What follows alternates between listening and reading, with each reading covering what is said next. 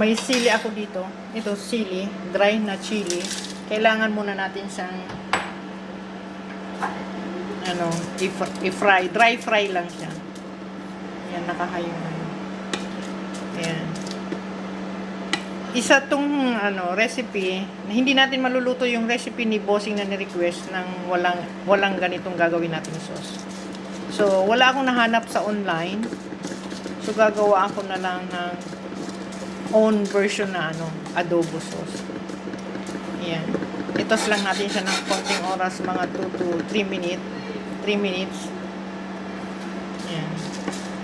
Para lang tayo nagsasangag ng mani o kung ano pa man.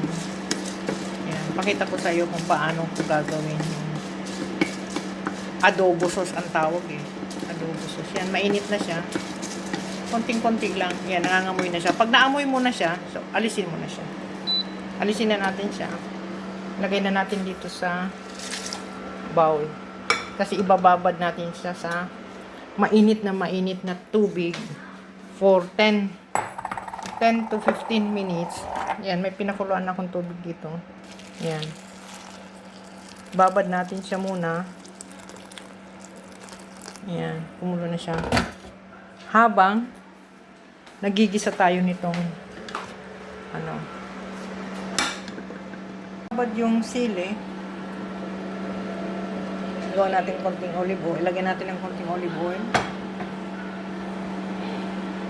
Pagsasama-samahin natin sa mamaya pag naluto na natin siya. Unahin natin yung sibuyas. May sibuyas ako rito. Hiniwa na ilang piraso. Ayan. Ay, naku kamari. Matrabaho. Mabuting-ting yung ni Bossing. Yung recipe ni Bossing ngayong araw. Ayan. Mag-aalas 2 na. So, umpisa pa lang ako ng luto. Ayan. Bawang. And then, tomato paste. Lagyan natin siya ng tomato paste. Ayan. For redness lang siya.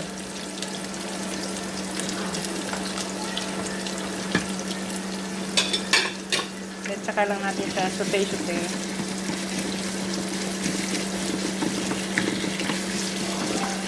And then, meron tayo dito cumin, black pepper, cinnamon, and then oregano, and salt.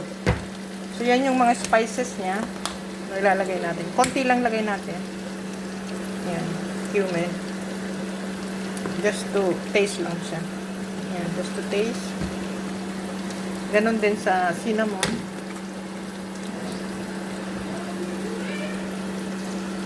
Yan, cinnamon. Hindi ko na siya mini-measurement kasi lang naman siya. To taste lang.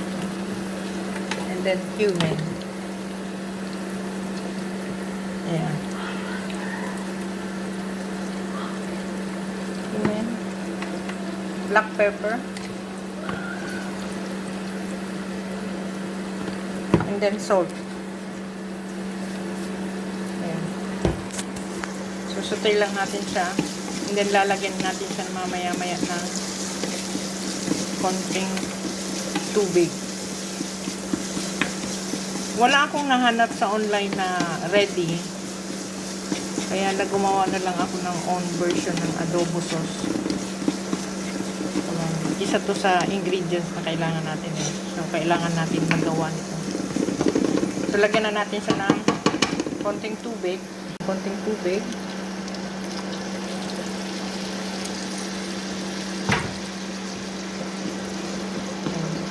So, habang nakababad yung sili, kasi i-blend natin to kasama na yung sili na inano natin kanina. Masyadong Ayan.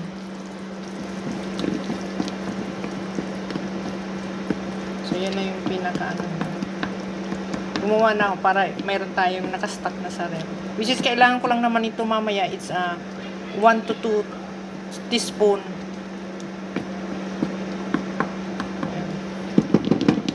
Adobo sauce kung tawagin. Ito pa lang sa important sauce na to, trabaho na kamare. So, okay na siya. Nababad na natin siya ng ilang, i-drain mo lang siya. Tsaka natin ilalagay sa blender. Since malambot na siya. Yan. Kailangan natin gawin to kumare kasi hindi iba ang lasa ng gagawin natin pag walang ganito. Adobo sauce. Which is isa to sa paborito ni Bossing. Kaya kailangan nating gawing mabuti. Preparation kumbaga. So, ilagay na natin siya kasama nitong ginawa natin. Yan. And then, tsaka natin siya i-blend. And then, that's it. Meron na tayong adobo sauce. Hindi siya kasaksak. Saksak na natin. Ganyan lang natin siya. So, ayan na siya, kamare. Ganyan na siya. So, ilalagay na natin siya sa maliit na container. Ayan na yung niya, adobo sauce. So, kailangan lang natin ito mamaya, mga dalawang ganito lang. So, pang paano lang siya. To taste. Kamari, hindi ko na na-videohan kasi nagmamadali na tayo. So, ito yan, shrimp. Nilagyan ko lang to ng paprika. Paprika, black pepper, and salt, and olive oil. So, ibabad lang natin siya. And then, mamaya, natin siya. So, yan yung next step. Yan nga mga kamari, pagpatuloy natin, gagawa na tayo ng mahiwagang sauce. Ito na yung ginawa natin kaninang adobo sauce. Sauce kuday. So, ito naman mga kailangan natin. Mayonnaise, garlic, honey, black pepper, adobo sauce, garlic, cilantro, salt, and lime. Ito yung lime natin. Hindi ko pa pala nahugasan. So, kukuha tayo nitong kalahati na lime. Unahin natin yung yogurt. Yan. Ilagyan pa natin siya. Yan. Half cup lang ng yogurt. Ilagyan natin ng konti kasi si Bossing gustong-gusto niya yung sauce. And then, dalawang chapoli adobo sauce na ginawa natin. Kasi maanghang to. Maanghang yan. Kaya kailangan natin kontrolin ng niya. Yan. Huwag natin pakadamihan. Kasi maanghang. And then yung garlic. And then yung cilantro. Ayan, cilantro. Ayan. And then yung honey. Estimate ko na lang yung honey. Hindi ko na siya kasi gusto naman ni Bossing na medyo matamis-tamis. So, dagdagan na lang natin siya mamaya pag kulang. Yan. Mga isang lang yan. Isang kutsara na full. Konting salt. And paminta. Konti lang. And then konting paminta. Estimate na lang natin yan. Yan. And then, mayonnaise. Ito. Mayonnaise. Mayonnaise. Hati lang. Wala siyang masyadong tubig. Blend na natin lahat. So, i-blend na natin siya.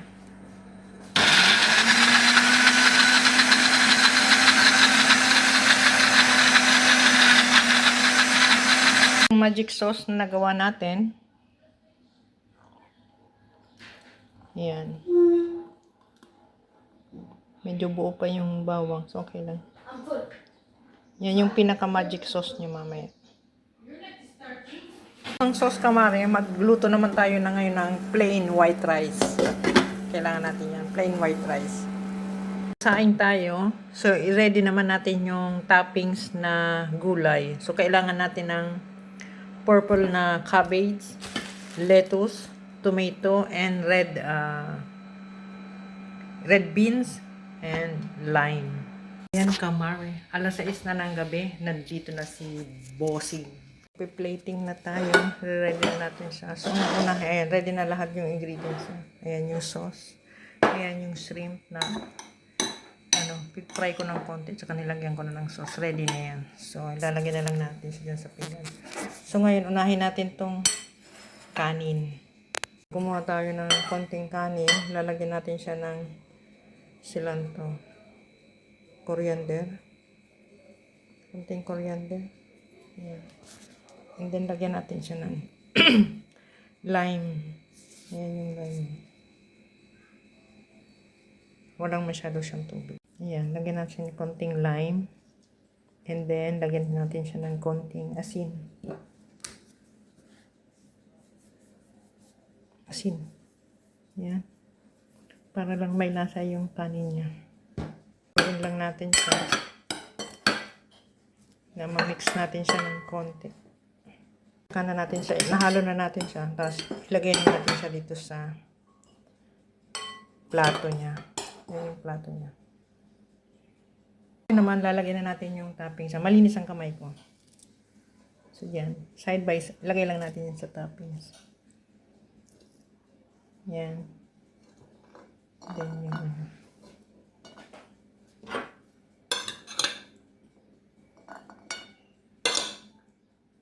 yan. Tapos itong avocado. Guacamole. Ay, sorry. Sorry, hindi natin nakita. Yan. Ubusin lang natin to. Yan.